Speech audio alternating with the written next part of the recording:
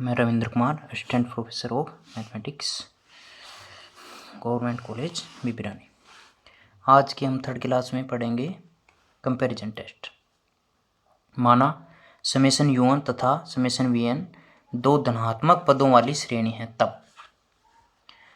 First, यदि summation vn अभिसारी श्रेणी है तथा u1 less than equal to vn for every n belongs to n, n क्या है यहाँ नेचुरल नंबर, तब समेशन u1 भी अभिसारी श्रेणी होगी। अर्थात जो समेशन u1 सीरीज है उसका प्रत्येक पद, जैसे u1 vn से छोटा है, u2 v2 से छोटा है, उसका nवां पद v समेशन vn के nवें पद से छोटा है, और सीरीज जो समेशन vn सीरीज है ये कैसी है, अभिसारी है, तो समेशन u1 भी अभिसारी होगी। ठीक है ना, ऑब्वियसली है क्योंकि समेशन vn से, जैसे vn से छोटा u1 है, v2 से छोटा u2 है, v3 से छोटा u3 है, तो ये इसकी सीरीज के सभी पदों का योग समेशन vn से छोटा होगा, और समेशन vn क्या है, अभिसारी है, तो समेशन u1 भी क्या होगा, अभिसारी सीरीज। सेकंड, यदि समेशन vn अपसारी श्रेणी है तथा u1 greater than equal to vn for every n belongs to n, तब समेशन u1 भी अपसारी श्रेणी होगी, क्योंकि vn क्या है, अपसारी श्रेणी है और उसके nवें पद से भी बड़ा है u1, vn से भी बड़ा है u1, तो ऑब्वियसली u1 की सीरीज कैसी होगी, अपसारी।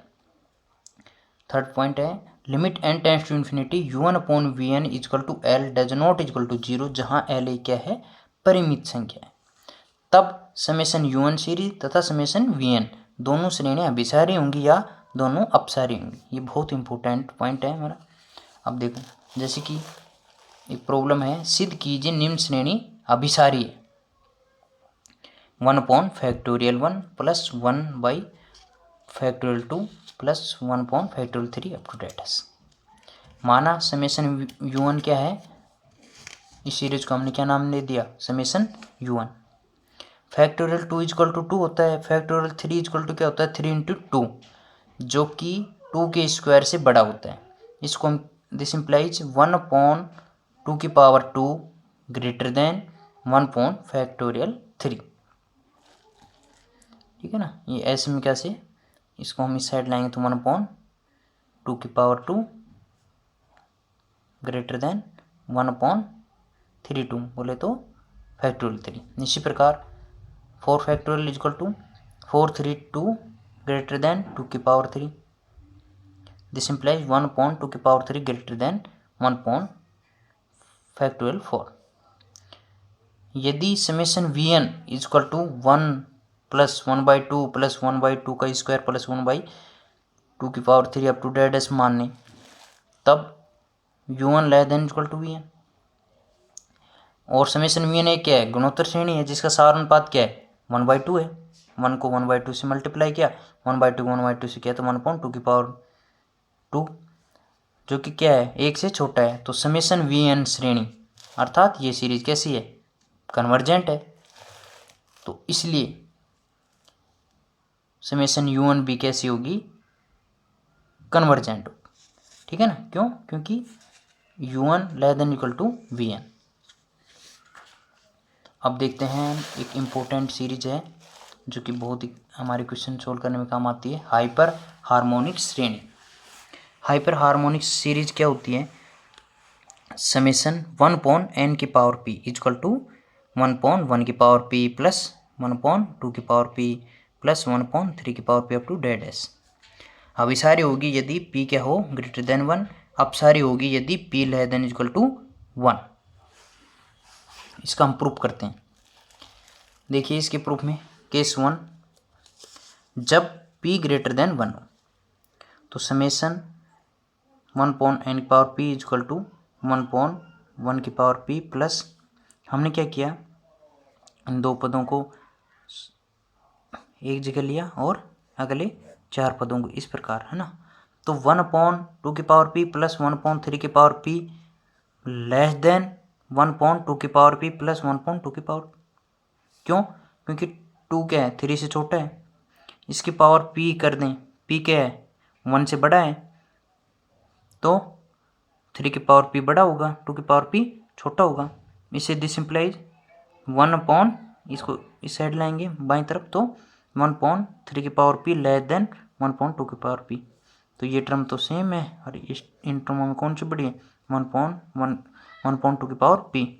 तो फाइनली ये side RHS right hand side बड़ी होगी, ठीक है ना। इसी प्रकार हम क्या सिद्ध कर सकते हैं, 1/4 की पावर p प्लस 1/5 की पावर p प्लस 1/6 की power p plus 1/7 power p less then होगी किससे, 1/4 की पावर p प्लस 1/4 की पावर p प्लस 1/4 की power p plus 1/4 power p equal to 4/4 की पावर p। तो इस प्रकार हम क्या लिख सकते हैं, समेसन 1/n की पावर p वह लेस देन होगी किससे, 1 प्लस 2 की पावर 2/p प्लस 4/4 की power p up to dates. यहाँ दायां पक्ष है जो, ये क्या है, एक गुणोत्तर सीरीज, गुणोत्तर श्रेणी है जिसका सारानुपात क्या है, 2/2 की पावर p।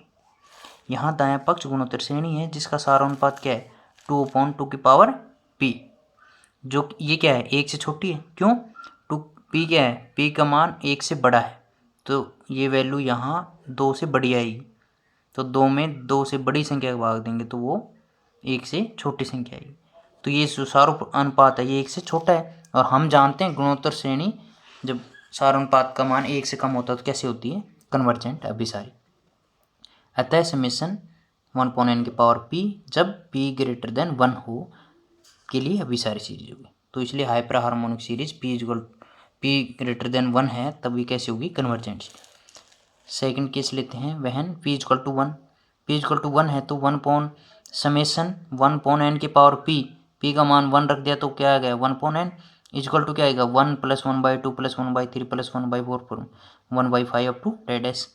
इसको इस प्रकार हमने अरेंज किया, तो देखो 1 plus 1/2 greater than 1/2, 1/3 plus 1/4 greater than 1/4 1/4 plus 1/4 equal to 1/2। इसी प्रकार 1/5 plus 1/6 plus 1/7 plus 1/8 greater than 1/8 1/8 1/8 1/8 equal to 1/2 आएगा। तो इससे क्या आया, समेसन 1/n किससे बड़ा है, 1/2 1/2 1/2 1/2 1/2। यहाँ दाएं पक्ष कैसा है, गुणोत्तर सीरीज है जिसका सारानुपात क्या है, 1। सारानुपात 1 होता है तो गुणोत्तर श्रेणी कैसी होती है, अपसारी। तो अतः ये भी क्या होगी, अपसारी सीरीज होगी। कब, जब p का मान क्या हो, 1। और थर्ड केस बचा है हमारा, जब p क्या हो, लेस देन 1। लेस देन 1 हो तो देखिएगा 1/n की power p greater than 1/n, और ये सीरीज 1/n वाली कैसी है, अपसारी, और उससे भी बड़ी सीरीज है, तो ये तो क्लियर है कैसे होगी, ये भी अपसारी। तो समेसन 1/n की power p greater than summation 1/n, परंतु ये सीरीज कैसी है, डाइवर्जेंट, तो ऑब्वियसली ये भी कैसी होगी, डाइवर्जेंट। Thank you.